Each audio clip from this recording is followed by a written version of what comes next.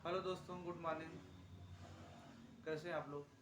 आशा करता हूँ आप लोग स्वस्थ होंगे और अपनी अपनी ज़िंदगी में मस्त होंगे।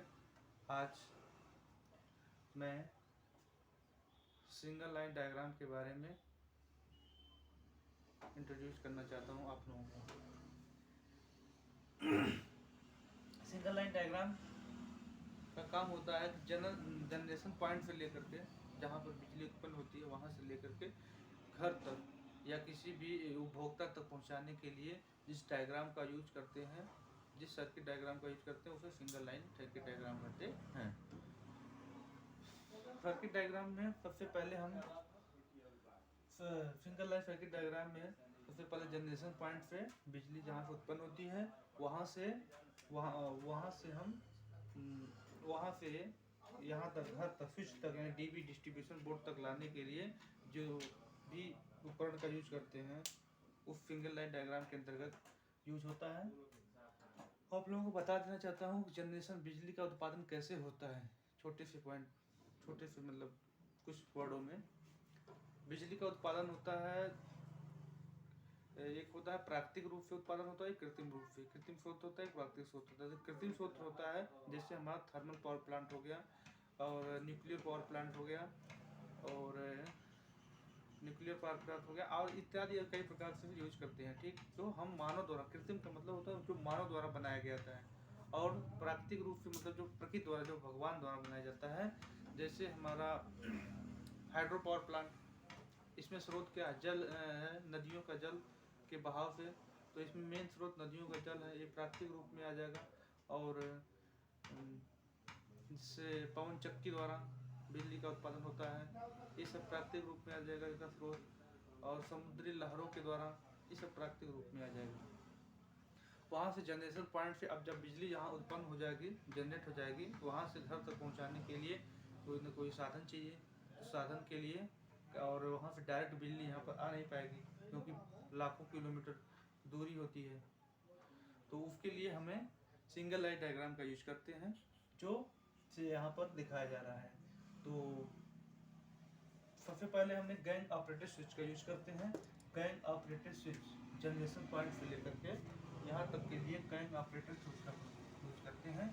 फिर उसके बाद एक मिनट में यहाँ जनरेशन पॉइंट ले देते हैं।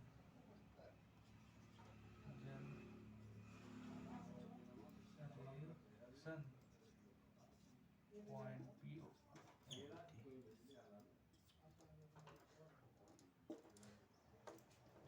वहाँ पर जहाँ से जनरेट होता है वहाँ पर गैंग जीओएस गैंग ऑपरेटेड स्विच का यूज करते हैं।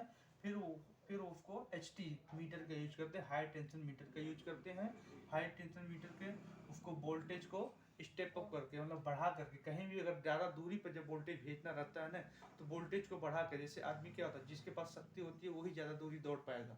खाना खाया रहेगा वही रेस लगा पाएगा। जिसके पास एनर्जी नहीं रहेगी वो कैसे रेस लगाएगा? इसलिए एचटी का यूज करते हैं, हाई टेंशन मीटर का, मतलब वोल्टेज को स्टेप अप कर देते हैं। उसके बाद उसके उसके आगे होते हैं ओ वीसीबी ओसीबी, यानी वैक्यूम सर्किट ब्रेकर और आयल सर्किट ब्रेकर का यूज करते हैं। तो vacuum circuit breaker, oil circuit breaker के बाद हम ट्रांसफार्मर का यूज करते हैं। ट्रांसफार्मर की सहायता से स्टेप अप स्टेप डाउन के लिए के लिए यूज करते हैं। फिर उसके बाद वहाँ से ट्रांसफार्मर के बाद एलटी का लो टेंशन मीटर का यूज करते हैं, वोल्टेज को स्टेप डाउन करने के लिए यूज करते हैं। एवीआर का यूज होता है ऑटोमेटिक वोल्टेज रेगुलेशन। मतलब इसका मतलब ये आपको समझ से, ऑटोमेटिक वोल्टेज रेगुलेशन मतलब ऑटोमेटिक मतलब जो वोल्टेज को जितना पे हमको करना रहेगा कम ज़्यादा, उतना हम ऑटोमेटिक मतलब ऑटोमेटिक वोल्टेज रेगुलेशन, जितना कम जो भी करना रहेगा कम बेसी अपना वो ऑटोमेटिक फिट हो जाएगा। फिर उसके बाद एसीबी, एयर सर्किट ब्रेकर, वहाँ से जब एवीआर के बाद एसीबी का यूज करते हैं। एसीबी का मतलब फुल नेम होता है air circuit breaker. Air circuit breaker के बाद MCCB, miniature case circuit breaker का यूज होता है। एमसीसीबी के बाद एमसीबी का यूज करते हैं, मिनिएचर सर्किट ब्रेकर। उसके बाद हमारा पीटीएन का यूज करते हैं, एमसीबी का टीपीएन का यूज करते हैं। थ्री पोल न्यूट्रल के बाद हमारा डीबी आ जाता है, डिस्ट्रीब्यूशन बोर्ड। डिस्ट्रीब्यूशन बोर्ड के बाद हमारा स्विच, क्योंकि घर पे डिस्ट्रीब्यूशन बोर्ड एक लगा होता है एक रूम में, उसे डीबी बोलते हैं।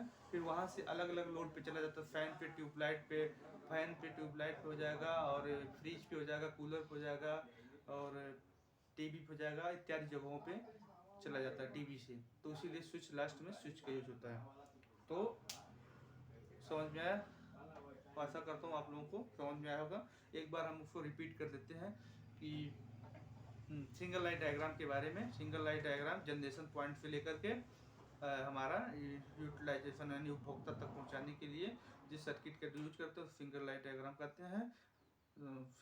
सिंगल लाइन डायग्राम में सबसे पहले जनरेशन पॉइंट पर हम GOS गैंग ऑपरेटेड स्विच का यूज करते हैं। फिर उसके बाद high tension ST meter, high tension meter का यूज करते हैं। फिर उसके बाद हम VCB OCB vacuum circuit breaker, air circuit breaker का यूज करते हैं। फिर उसके बाद ट्रांसफार्मर का यूज करते हैं। ट्रांसफार्मर के बाद LT लो टेंशन मीटर का यूज करते हैं। लो टेंशन मीटर के बाद ऑटोमेटिक वोल्टेज रेगुलेशन OVR का यूज करते हैं। उसके बाद ACB एयर सर्किट ब्रेकर का यूज करते हैं। उसके बाद MCCB का यूज करते हैं। MCCB का मिनिएचर सर्किट ब्रेकर का यूज करते हैं। उसके बाद NCB का यूज करते हैं, miniature cage circuit breaker, MCCB miniature cage circuit breaker. फिर उसके बाद MCB का यूज होता है। उसके बाद मिनिएचर सर्किट ब्रेकर। फिर उसके बाद हमारा 3 पोल न्यूट्रल का यूज करते हैं। TPN का यूज करते हैं। TPN के बाद DB आता है। DB डिस्ट्रीब्यूशन बोर्ड, घर के रूम में पहुंच जाती है जब बिजली, वहाँ से डिस्ट्रीब्यूट हो जाती है अलग अलग जगहों पे स्विच के माध्यम से। लास्ट में स्विच का यूज होता है। प्रत्येक लोड पे एक एक स्विच लग जाती है, जैसे आपका फैन हो गया, ट्यूबलाइट हो गया, ऐसी फ्रिज हो गया, कूलर हो गया, और टीवी हो गया, पंखा हो गया, मोटर हो गया, जैसा भी लोड रहेगा। Thank you. आज छोटी सी वीडियो थी, कल इसमें बताया था, लेकिन कुछ मोबाइल में कॉल आ जाने के कारण वीडियो को बीच में ब्रेक करना पड़ा। और थोड़ा कुछ इसलिए डिस्ट्रीब्यूशन क्या सिंगल लाइन डायग्राम के बारे में पूरा बता दिए, छोटा सा वीडियो। अब इसी पॉइंट पे मैं उसको एंड करता हूँ अपने। Okay, thank you, bye, good luck.